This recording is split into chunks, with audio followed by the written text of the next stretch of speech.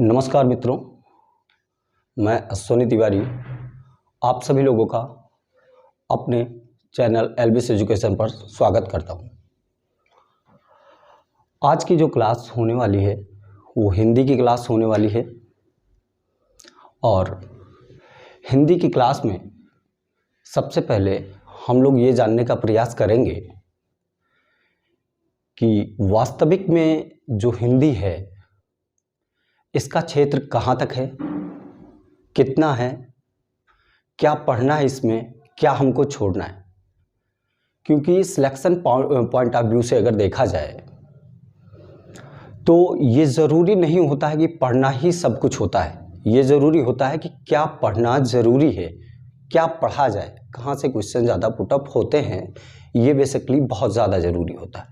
तो आज हम लोग सबसे पहले हिंदी के सिलेबस पर चर्चा करेंगे कि इसका सिलेबस है क्या, कहाँ से क्वेश्चन ज़्यादा पुटअप किए जाते हैं, इसके विषय में आज हम लोग बात करने वाले हैं। ठीक है, तो फिर हम लोग सबसे पहले देखते हैं कि वास्तविक में हिंदी को कितने भागों में डिवाइड किया गया है। तो हम सबसे पहले जब हिंदी की बात करेंगे तो हिंदी को 3 भागों में डिवाइड किया गया। पहले भाग का जो बात किया गया वो बताया गया कि हिंदी का जो पहला भाग है वो है व्याकरण। अगर हम दूसरे भाग की बात करें तो व्याकरण जब हम लोग सबसे पहले भाग में रखे तो दूसरे भाग की अगर बात किया गया तो उसमें बताया गया कि ये सामान्य हिंदी इसका दूसरा भाग होगा। सामान्य हिंदी। तीसरे भाग को साहित्य के नाम से जाना गया। साहित्य के नाम से जाना गया। इस प्रकार हमने हिंदी को 3 भागों में डिवाइड किया। सबसे पहले भाग को मैंने व्याकरण के रूप में देखा और दूसरे भाग को सामान्य हिंदी के रूप में और तीसरे को मैंने साहित्य के रूप में देखा। तो 3 भागों को हम तीनों को साथ में थोड़ी ना पढ़ सकते हैं। पढ़ने के लिए सबसे पहले कोई एक भाग को हम सिलेक्ट करेंगे, वहीं से हम लोग धीमे धीमे निरंतर आगे की तरफ बढ़ते हुए चलेंगे और सारी चीज़ें समझते हुए चलेंगे। क्योंकि कोई भी व्यक्ति डायरेक्ट हीरो नहीं बन सकता है, जीरो से हीरो उसको बनना पड़ता है। तो सबसे पहले हम लोग शून्य से उठेंगे और शिखर तक जाने का प्रयास करेंगे। ठीक है ना, धैर्य रखिएगा, चैनल के साथ जुड़े रहिए अच्छे से और समझते रहिएगा। अगर हम व्याकरण की बात करें, हम यहाँ से स्टार्टिंग सबसे पहले व्याकरण से करते हैं। जब हम व्याकरण से स्टार्टिंग करेंगे तो सबसे पहले हम ये समझने का प्रयास करेंगे कि व्याकरण में किन किन चीज़ों को हमें पढ़ना है, इसका सिलेबस क्या है। तो हम इसके सिलेबस को डिस्कस करते हैं। अगर हम बात करें व्याकरण की,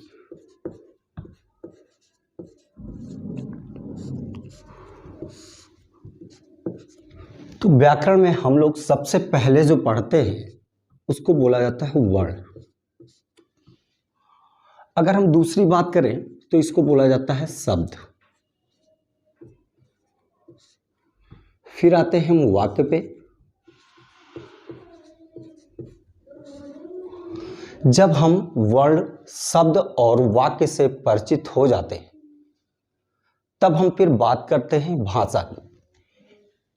हम चौथा लेवल जो आता है भाषा का आता है। लेकिन हम भाषा को यहाँ नहीं पढ़ा करके सामान्य हिंदी के पार्ट में पढ़ाएंगे, क्योंकि यहाँ सिर्फ व्याकरण पोर्शन को ही रिलेट करेंगे।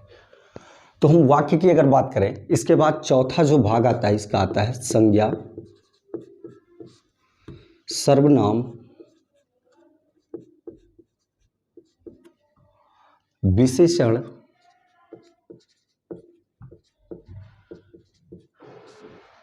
क्रिया विशेषण,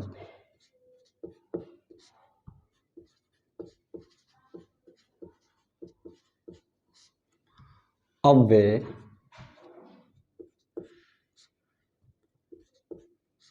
निपात,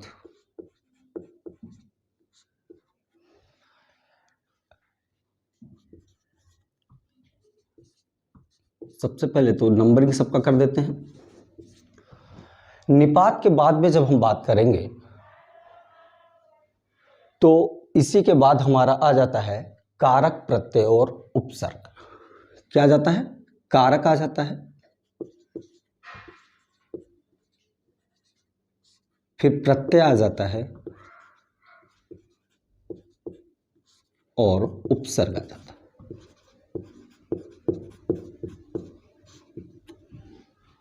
अभी तक जो बातें हमने देखी,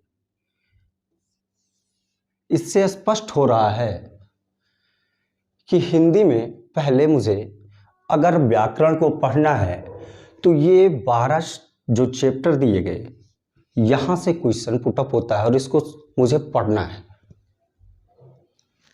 इसमें से सबसे पहले जो चैप्टर पढ़ा जाएगा वो वर्ण का पढ़ा जाएगा। रीजन क्या है कि किसी भी चैप्टर को पढ़ने से पहले सबसे पहले उसके विषय में जानना जरूरी होता है। तो हम बात कर रहे थे भाषा की, और भाषा को पढ़ने के लिए हमें वर्ण को जानना जरूरी है, क्योंकि बिना वर्ण के कोई भाषा होती नहीं। मौखिक तो हो सकती है, लेकिन लिखित अगर भाषा की बात किया जाए तो बिना वर्ण के, बिना चिन्हों के कोई भाषा लिखी नहीं जा सकती। तो हम सबसे पहले वर्ण की बात करेंगे कि वर्ण है क्या, वर्ण है क्या। अगर हम वर्ण की बात करें, अगर हम वर्ण की बात करें तो बताया जाता है कि भाषा की सबसे छोटी इकाई, भाषा की सबसे छोटी इकाई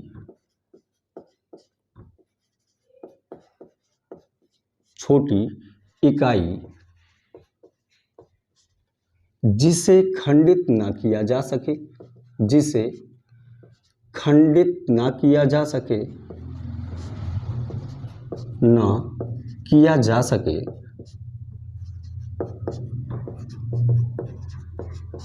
उसे वर्ण कहते हैं, उसे वर्ण कहते हैं।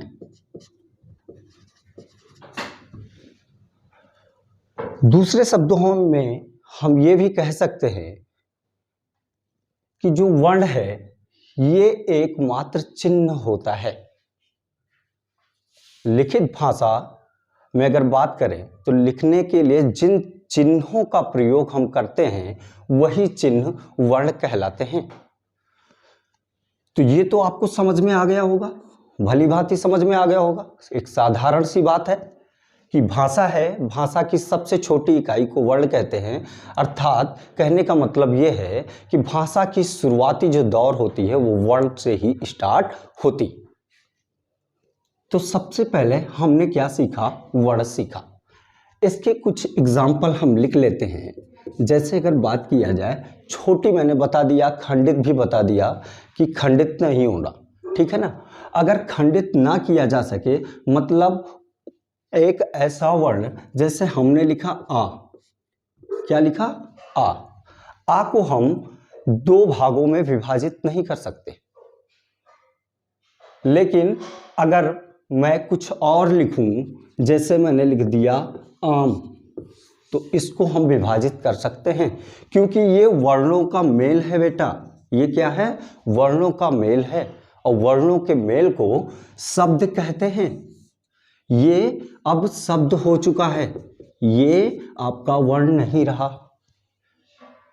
ये आपका वर्ण नहीं रहा, ये अब आपका क्या हो गया, शब्द हो गया।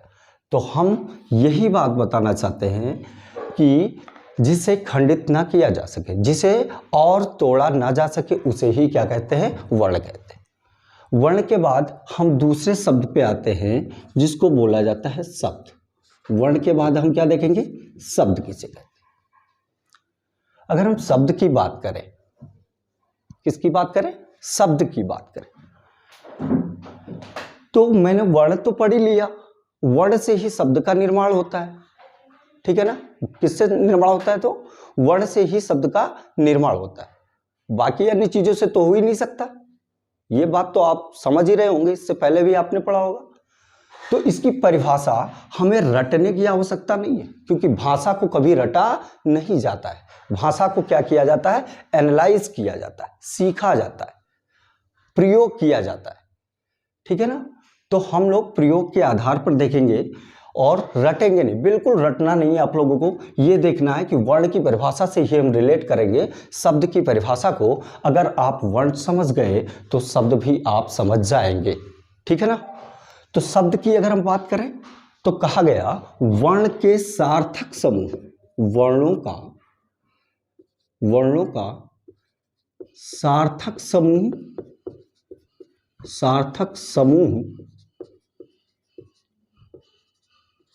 जिसका कोई निश्चित अर्थ निकलता हो, जिसका कोई निश्चित अर्थ निकलता हो, निश्चित अर्थ निकलता हो, अर्थ निकलता हो, शब्द कहलाता है, शब्द कहलाता है, शब्द कहलाता है।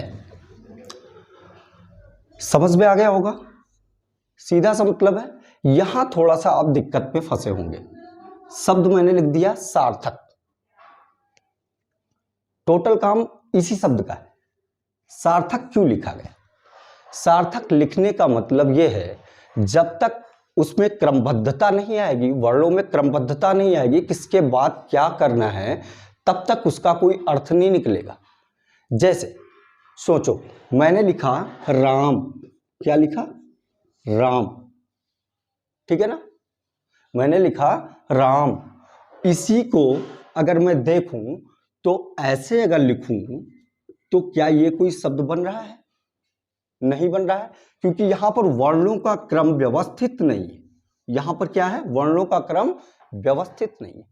और जब तक वर्णों का क्रम व्यवस्थित नहीं होगा तब तक वो कभी भी वर्ण, कोई भी वर्ण शब्द का निर्माण नहीं कर सकता है। शब्द का निर्माण करने के लिए ये जरूरी है कि उसका एक व्यवस्थित क्रम हो, एक सार्थक क्रम हो। बात समझ में आ गई ना? नहीं समझ में आई हुई तो फिर आप पूछते रहिए, हम बताते भी रहेंगे, कोई दिक्कत होने वाली नहीं है। हमारा तो काम ही है समझाना, क्योंकि एक टीचर्स का काम ही होता है समझाना। पढ़ाना अलग बात होता है, समझाना अलग बात होता है। पढ़ा कोई भी सकता है, लेकिन समझाना बहुत ही ज्यादा जरूरी होता है। टीचर्स का मेन ध्येय बच्चों को समझाना, संतुष्ट करना ही होना चाहिए। तो हम उसी लक्ष्य को लेकर के चल रहे हैं कि आपको सारी बातें मेरी पढ़ाई हुई समझ में आए। अगला जो टारगेट हम करते हैं, अगर हमें वर्ण पता चल गया, वर्ण से हम शब्द का निर्माण करना स्टार्ट कर दिए, तो क्या संभव है केवल वर्ण की जानकारी से हम किसी से बात कर सकते हैं? नहीं। क्या संभव है कि हम केवल शब्द की जानकारी से किसी से बात कर सकते हैं? नहीं हो सकता, क्योंकि हमें जरूरी है एक वाक्य, एक सेंटेंस बनाने का। क्योंकि हम किसी से भी बात करते हैं तो कोई वाक्य से ही बात करते हैं। वाक्य में हम उससे बात करेंगे, वो वाक्य से हमसे बात करेगा। तो तीसरा जो पॉइंट आता है, जब मैंने वर्ण पढ़ा, वर्ण के बाद मैं जब शब्द बनाना सीख गया, तो उसके बाद मैं अब वाक्य बनाने का प्रयास करूं। तीसरा पॉइंट आता है वाक्य का, कि वाक्य है क्या? What is sentence?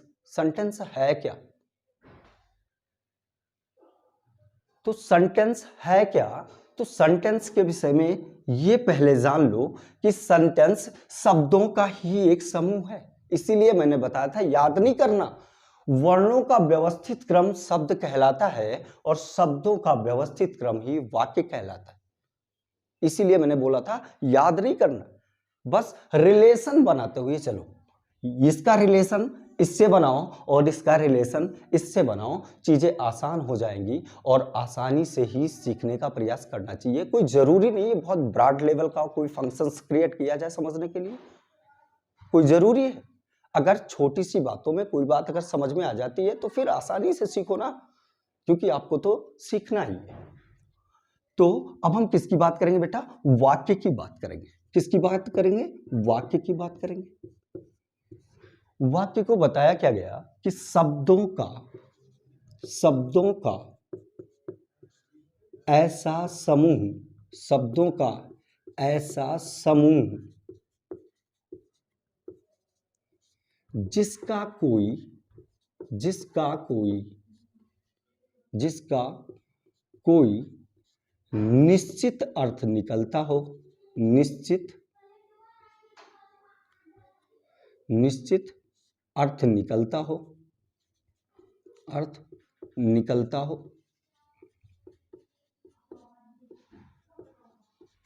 वाक्य कहलाता है, वाक्य कहलाता है, वाक्य कहलाता है। समझ में आ गया ना?